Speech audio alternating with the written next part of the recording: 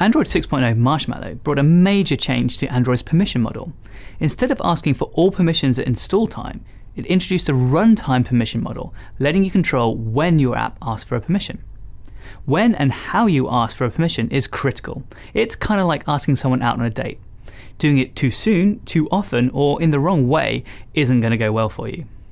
I'm Nick Butcher, and in this video I'll walk you through the details of Android's runtime permission model and show you how to design a UX for asking for permission that's appropriate to your app's needs. Now, the purpose of permissions is to protect your users' privacy. When you ask for a permission, you're asking them to give up a little bit of that privacy, and as such, you need to offer a clear and equal benefit in exchange for that access. Runtime permissions allow you to choose the right time to ask for a permission, when the user has more context about why you're requesting it and the benefits of granting. You might be familiar with runtime permissions from other platforms such as the web, but the way that Android implements them makes it incredibly important to ask for them in just the right way. You see, Android's permission model favors protecting the user, so when your app requests a permission, Android shows a dialog letting the user accept or deny it, but it also lets them say, never let this app ask me for this permission again. Now, you'll want to avoid this outcome, so we've designed the system to effectively let you ask for permissions without having to be overly defensive. The very first time you request a permission, we don't show that dreaded never ask again checkbox. We'll only show it after a user's denied a permission request at least once. You can check if you've been denied before and be smart about when to provide more education. This lets you build a smooth journey through your app, only adding extra steps or information when needed. In particular, you don't need to be too defensive, like always screening for interest before actually requesting a permission, essentially asking twice. This double prompting can be unnecessary and annoying, and you can achieve the same effect by asking at the right time and in the right way. We break down the different approaches to asking for permissions across two dimensions. Firstly, how important is the permission to your app's operation? And secondly, how clear is it why you're asking for it? Depending on these two factors, we recommend different approaches to how you ask for permission. If the need for a permission is both critical to your app and obvious why it's needed, then we recommend asking up front. For example, if you're making an SMS app, then the SMS permission is absolutely critical for you to function, and it's crystal clear why you're asking for it. Don't bother your users with any unnecessary explanations. Just request a permission straight away. If a permission is really important to your app, but not immediately obvious why, then we recommend educating before asking. If your app uses some kind of user onboarding, then this would be a great opportunity to tell them about this killer feature. Then go ahead and ask for the permission.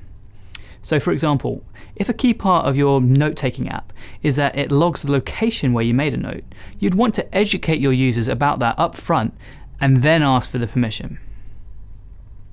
Next up, if a secondary feature of your app needs a permission, but it's clear why, then ask in context. For example, if your note-taking app lets you dictate an audio note, then it's pretty clear why this feature would need the record audio permission. There's no need to bombard your user too early with this request. Better to wait until they try to use the feature when it will be immediately obvious why you're prompting for it. Finally, if a feature is not core to your app's purpose and not immediately obvious why it's requested, then you should educate in context. So for example, if your note-taking app lets you collaborate with friends, then requesting access to your contacts might be reasonable, but it isn't immediately obvious and would benefit from some user education. When the user invokes a feature, offer some explanation of the benefits it allows, like auto-completing email addresses, and then let the user opt into it, only then asking for permission. By using the right approach, it should be clear to the user why you're requesting a permission and what they get for it in return. This doesn't, however, mean that they'll grant the permission 100% of the time, so how should you handle denial? Now remember that Android lets you know if the user has previously denied a permission so that you can show more rationale to educate them on why you're asking and the benefits of granting. If a user denies a critical permission, then explain why you can't proceed without it and link to your app's settings page where they can rectify it. Don't just shut down. Now this is especially important as the user may have checked that Never Ask Again box, so your app may receive the permission denial without the user seeing the permission dialog, and it could seem like the interaction was just ignored. Another pro tip is to always show the user immediate benefit when they grant you a permission. Like we said, this is a trade-off of access for functionality. So for example, if you're granted access to the user's contacts, then you could immediately present the list of their favorite contacts for quick selection. Finally, while you're taking stock of the permissions your app uses, perhaps revisit if you need a permission at all. Android offers facilities for apps to talk to each other, letting you delegate tasks to other apps. For example, if you want to allow users to take a photo, but it isn't a core part of your app, consider using Intents to ask the camera app to take the photo and share it back to you. Voila, no need for the camera permission. So that's Android's runtime permissions model in a nutshell, and some approaches to asking for permissions.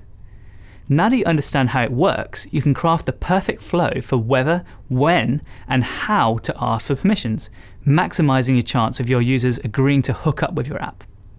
Thanks for watching. For more information, check out these links.